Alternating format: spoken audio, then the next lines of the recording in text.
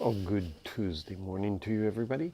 So we're finishing off Romans today. We're reading Romans 14, 15, 16.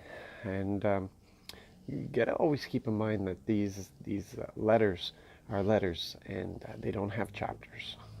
In the original, they don't have chapters, they don't have verses, they don't have breaks, they don't have thoughts that are split in half. And so as we're reading forward into Romans 14, we've got to understand it's a continuation of what we've been reading in Romans 12 and 13, which is really the positive nature of our relationship with God, of God Himself, and of the kingdom. And so this is the reason why it starts off with Paul saying, greet each other with open hands, open arms. Just accept each other as brothers and sisters. Don't be critical of each other. Don't nitpick on little things. Don't have these small disputes, because we belong to the same Lord. And he goes on that it's our responsibility to lift up, encourage one another.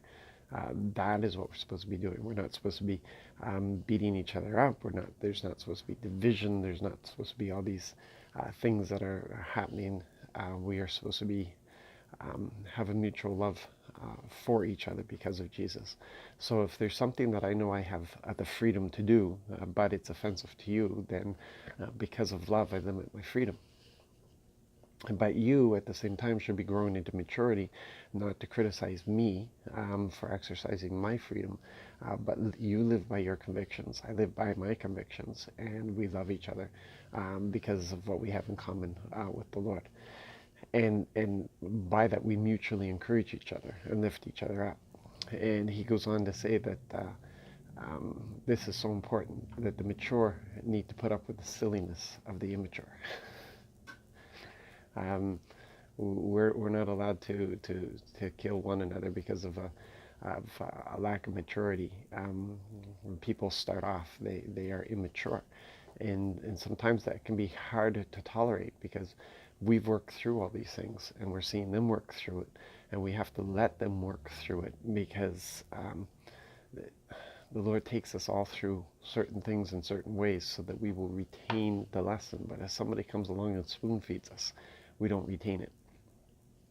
So we need to understand the system that's going on, what's happening, that they belong to the Lord as we belong to the Lord, and He's going to get us all there. He's going to get us all there.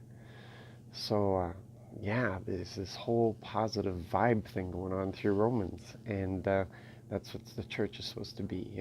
And he goes on and he says, "You guys, come on! Like the kingdom is filled with righteousness, peace, and joy." And he even prays for the believers at Rome, that the joy would be uncontainable. And it would be perfect peace that they have.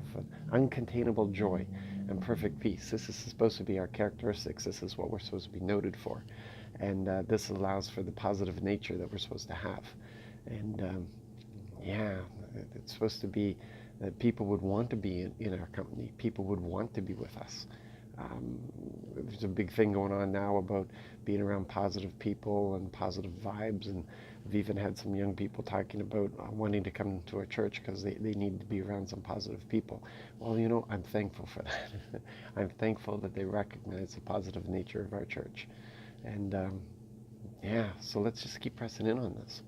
And it's not always the easiest because those dark thoughts want to come in, and quite often they're dark thoughts against ourselves, which then will open ourselves up to being critical of others. This is what we have to be careful of. We have to guard our hearts. We have to guard these mindsets. We have to change these mindsets. If we listen, the negativity is, most of us have grown up in that negativity. This is really a foreign thing for us, and those old mindsets have to be broken, and the new mindsets in the Spirit have to be set. And it starts with us. It starts with how we see ourselves. It starts with how we judge ourselves. It starts with all of that. So listen, you have a great day. Be used by the Lord. Speak into people's lives. Encourage them. Spend your time encouraging them. Even the lost, encourage them. And you'll be amazed at the doors that open for you. God bless.